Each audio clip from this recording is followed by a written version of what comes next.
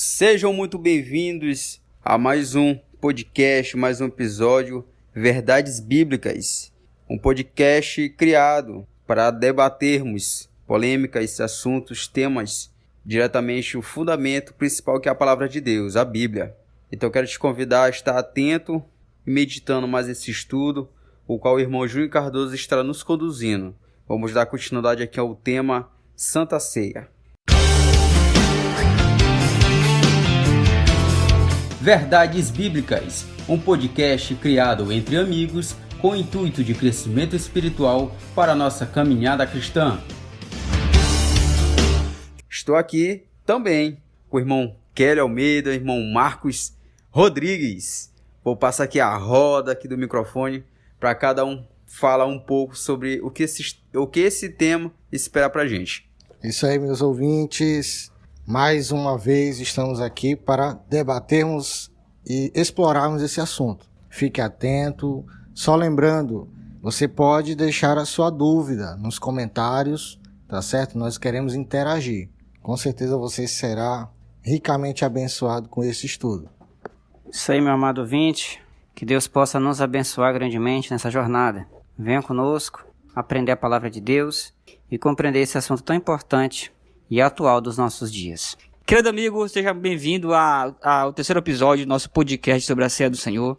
Você que não assistiu os 2 primeiros episódios, procura aqui no nosso canal, assista aos 2 primeiros episódios e seja abençoado com toda a ministração, todo o ensino que Deus separou para a sua vida através deste podcast sobre a Ceia de Cristo, sobre a Ceia do Senhor. Querido amigo, nesse terceiro e último episódio sobre a Ceia do Senhor, vamos falar de temas mais diretos, de assuntos mais diretos e enriquecer a sua vida e a nossa vida com mais desse tema tão maravilhoso que é a Ceia do Senhor.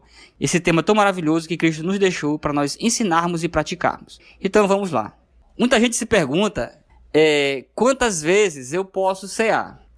Será que eu devo cear quantas vezes no mês? Posso cear todo dia? Posso cear todo domingo? Posso cear quantas vezes realmente? A ceia do Senhor ela deve ser celebrada anualmente, quinzenalmente. O que a Bíblia nos diz sobre isso? Se você tem a sua dúvida, saiba que a palavra de Deus ela não estabelece uma periodicidade exata. Eu digo em relação a dias. Por exemplo, a Bíblia não diz assim, ceie todo domingo, ceie uma vez por mês ou a 15 dias. Não. A Bíblia não dá uma periodicidade exata, mas a orientação é aquilo que está escrito lá em 1 Coríntios. Você pode pegar sua Bíblia e conferir. 1 Coríntios capítulo 11, versículo 25, parte B, que diz assim: fazei isto todas as vezes que o beberdes em memória de mim. Então, não existe uma periodicidade estabelecida, mas o que dá a entender pelo versículo que a ceia do Senhor ela deve ser celebrada de forma periódica, de acordo, digamos assim, com a dinâmica da igreja, né? Não pode ter um tempo muito também espaçado em relação à ceia. A periodicidade tem que ser de tal forma que a ceia esteja algo bem presente na vida da igreja. O versículo não estabelece, como foi dito, um período exato de tempo, né, de intervalo de tempo, mas a ceia tem que ser feita de forma regular, de tal forma que ela esteja bem presente na vida da comunidade da igreja. Repetindo, a ceia tem que estar bem presente na vida da igreja.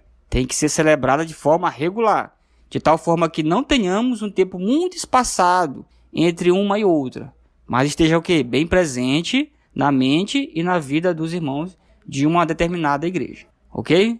Querido amigo, para fechar esse tópico com relação à quantidade de vezes que o cristão deve cear, a gente pode estabelecer aqui, por exemplo, um comparativo com relação ao batismo. A gente sabe, né, que o batismo ele ocorre apenas uma vez na vida do crente, né?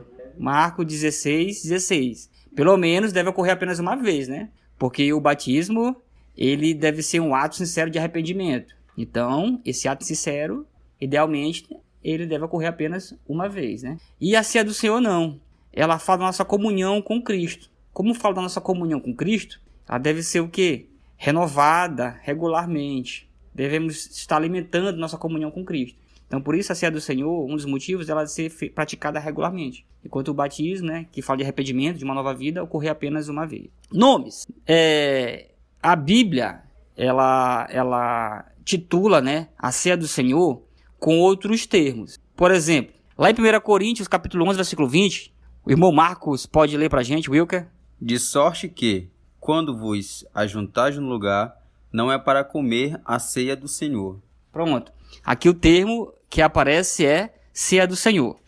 Lá em 1 Coríntios, capítulo 10, versículo 16, diz o seguinte: Porventura, o cálice de bênção que abençoamos não é a comunhão do sangue de Cristo? O pão que partimos não é, porventura, a comunhão do corpo de Cristo? Aqui a Santa Ceia, ela é propriamente chamada de comunhão do corpo e do sangue de Cristo, pelo apóstolo Paulo. Ainda em 1 Coríntios capítulo 10, versículo 16, a Santa Ceia também é chamada o cálice da bênção.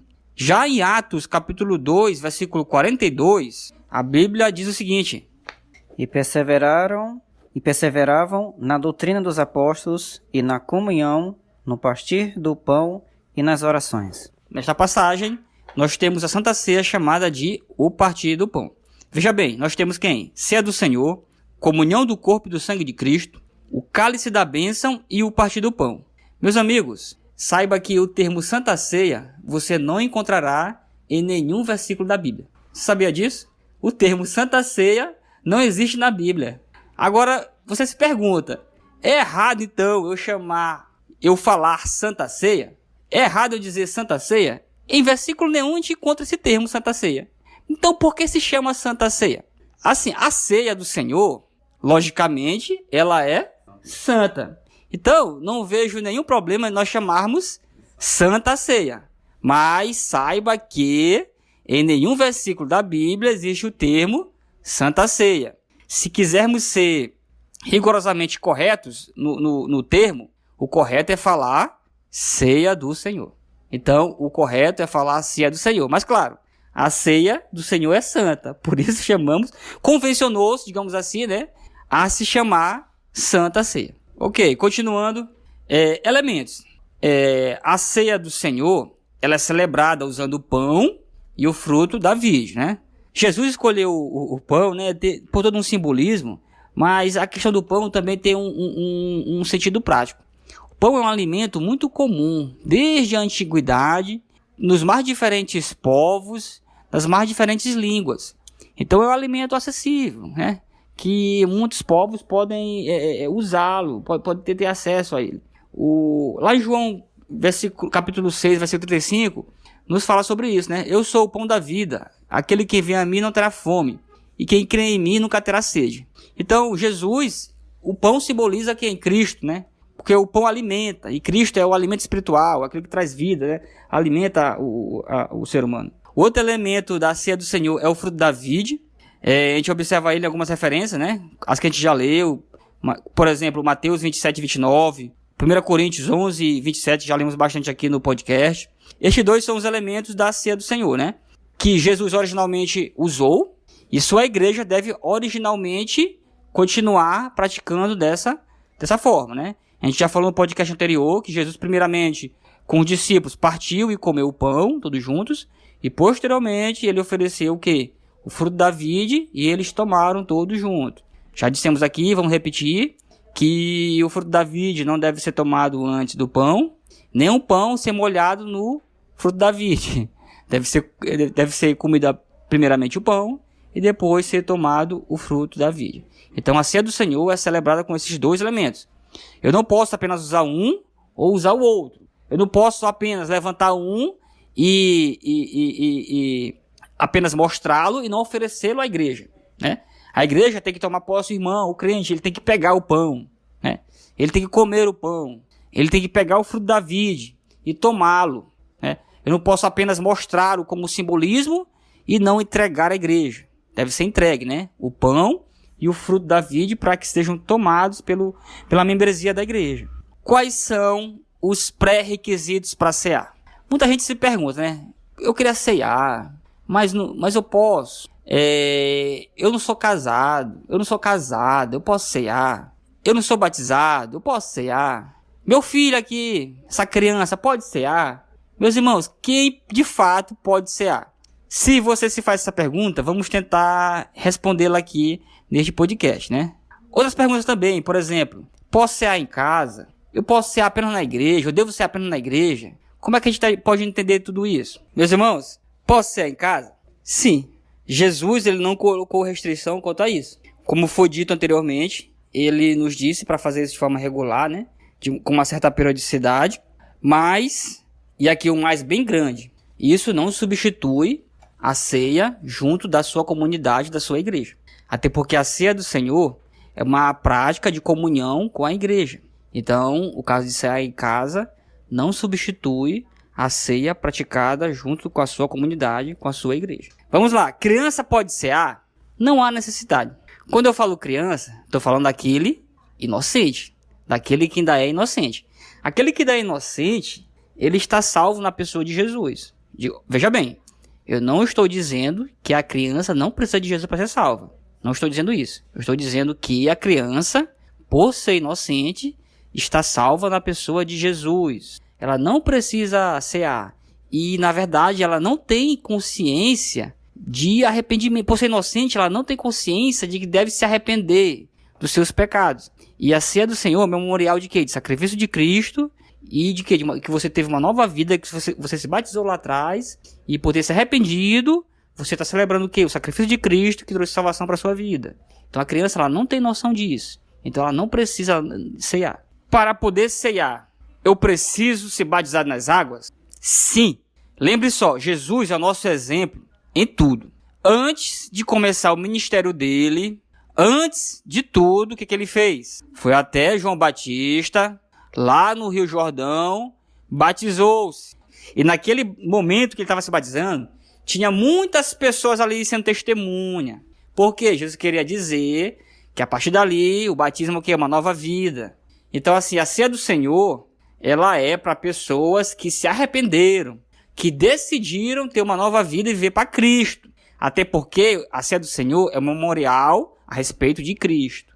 Então, e o batismo nas águas é a evidência, melhor dizendo, a demonstração que você se arrependeu para ter uma nova vida em Cristo. Então, sim, é necessário, antes de tudo, se batizar nas águas. E tocando no assunto do batismo, e vinculando a questão das crianças que a gente falou ainda há pouco, a criança, ela precisa ter noção de pecado, quando ela tiver, na verdade, noção de pecado, e entender que precisa se arrepender, aí sim, ela pode se batizar, porque ela tem consciência do que está fazendo. E após isso, poderá também ceiar. Não podemos estipular aqui uma idade para dizer, tem alguns teólogos que falam, algumas pessoas que dizem que a partir de 12 anos, isso não pode ser taxado assim, fixado, porque tem crianças que amadurecem um pouco antes e um pouco depois. A questão é, quando há consciência, né, de pecado, de arrependimento, aí sim, pode se batizar e logo em seguida ceiar. Quero só deixar um complemento, até porque foi algo que aconteceu na minha vida, né? A minha família, ela nasce em berço evangélico, né? E ainda mais que uma criança nasce em berço evangélico, eu pensava que aquela pessoa que nasce em berço evangélico não aceitaria Jesus, entendeu? Só pelo fato de estar ali no berço, né? Tendo os seus ensinamentos mediante a igreja, a Bíblia. E eu fui uma pessoa, né? Que não aceitei a Jesus quando eu estava me congregando. Eu me desviei e fiz minha conversão, né? Voltei. Aí sim eu aceitei a Jesus. Então, vale lembrar que uma pessoa, uma criança nesse desenvolvimento, não se afastar, né? Deve sim aceitar a Jesus como seu único Salvador. E assim, dar o seu procedimento na sua caminhada cristã. Muito bem, irmão Marcos. Muitas pessoas perguntam, pessoas que não são casadas oficialmente, né, no papel ou na igreja, se podem ceiar. Com relação a isso, devemos pensar da seguinte forma. Você que está nessa situação, mas você tem intenção de casar, você quer casar, mas seu cônjuge, seu parceiro, melhor dizendo, seu cônjuge não lhe impede de fazer isso, né? Porque, claro, depende da outra pessoa. Mas você entende que isso deve ser feito, mas pelo outro não permitir, o casamento não é oficializado, você pode cear, você pode se batizar. Você não pode ser penalizado pelo pecado do outro, a sua salvação individual. Então, nessas circunstâncias, você pode sim cear, você pode se batizar e cear, né? Porque você, repetindo, não pode ser penalizado pela postura errada do seu parceiro. Só complementando aqui, João, alguém poderia perguntar, mas vem cá, mas eu posso cear em pecado? Alguém poderia dizer, né? Às vezes até com base já no versículo do capítulo 11 de Coríntios, né? Primeira carta de Paulo aos Coríntios, a respeito lá de tomar a ceia indignadamente. Alguém poderia perguntar, mas eu posso cear em pecado? Amado ouvinte, poder podemos, mas não devemos. Poder, por que você pode? Porque ninguém pode te impedir de cear. Ninguém tem essa autoridade de te impedir de cear. Você pode ver que Jesus não impediu Judas de cear. Então, se Jesus, que conhecia Judas, Satanás já estava no coração de Judas, quando ele foi cear, Judas já estava com a intenção de entregar Jesus para ser morto. Jesus sabia disso, que ele ia trair ele. E mesmo assim, Jesus não impediu Judas de cear. Então eu te pergunto, quem somos nós, meros mortais, para impedir alguém de cear? Agora, é claro que os líderes devem explicar a consequência de você cear da forma errada, como narrado em Paulo no capítulo 11 de 1 Coríntios, e também outras passagens que ele narra também a respeito de disciplina, certo? Ou também de consequências de você cear de forma errada, certo? Então, isso tem que ser passado à igreja. Impedir ninguém de cear, nós não podemos impedir ninguém, mas devemos especificar a consequência que Paulo fala lá, né, na carta aos Coríntios, a primeira carta, capítulo 11. Você pode ler em casa, você vai ver que no finalzinho do capítulo 11 ele vai falar das consequências. Ele vai dizer que ali eles estavam fracos, eles estavam doentes, né, estavam fracos no espírito, estavam doentes no corpo, e alguns deles já haviam até morrido, simplesmente pelo fato de cearem da forma errada, certo? Então, assim, antes de você cear, como é que ele diz? Examine-se e coma do pão, certo? Você deve comer. Não é para você se examinar se está em pecado e não comer, certo? Mesmo porque esse texto não está nem falando de pecado em si, está falando da forma da ceia. Mas existem outros textos que Paulo ele rechaça a ideia de você cear com seu irmão que está em pecado, certo? Então, é necessário tomar cuidado com isso. Então, se a pessoa está em pecado, ela deve se arrepender dos seus pecados, deve confessar seus pecados, abandonar seus pecados e tomar a ceia. Ah, mas se não tiver arrependimento? Se não tiver arrependimento, haverá consequências.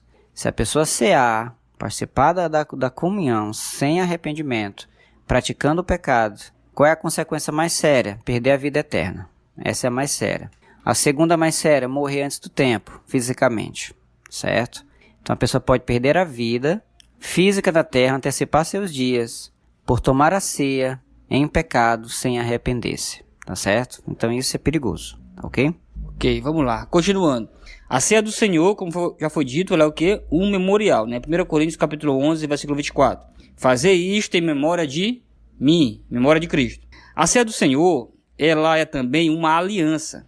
O pão e o fruto da vide, ele já de muito tempo atrás era usado para representar a aliança entre duas pessoas. A gente pode observar isso, por exemplo, lá em Gênesis, capítulo 14, versículo 18 ao versículo 20. Nós vemos Abraão encontrando Melquisedeque, e nesse encontro nós vemos o simbolismo do pão e do fruto da vide, simbolizando a aliança entre os dois. Isso que ocorreu em mais ou menos 1800 anos antes de Cristo. O pão e o vinho já era usado como uma forma de aliança, representar a aliança entre duas pessoas. Assim diz o texto. Melquisedeque, rei de Salém e sacerdote do Deus Altíssimo, trouxe pão e vinho e abençoou Abraão, dizendo: Bendito seja Abraão pelo Deus Altíssimo, Criador dos céus e da terra, e bendito seja o Deus Altíssimo, que entregou os seus inimigos em suas mãos. Na ocasião do encontro dos dois, Abraão e Melquisedeque, Melquisedeque traz pão e vinho, fruto da vide, simbolizando uma aliança de Abraão com o próprio Deus, né? Então, trazendo aqui para Cristo, o pão e vinho significa aliança. Nós estamos aliançados com Cristo. E a ceia do Senhor é um memorial disso. Toda vez que celebramos a ceia do Senhor, nós estamos o quê? Fortalecendo nossa comunhão com a igreja e com Cristo. E renovando nossa aliança com Ele. demonstrando, na verdade, que nós temos uma aliança com o Senhor Jesus. Verdades Bíblicas, um podcast criado entre amigos com o intuito de crescimento espiritual para a nossa caminhada cristã.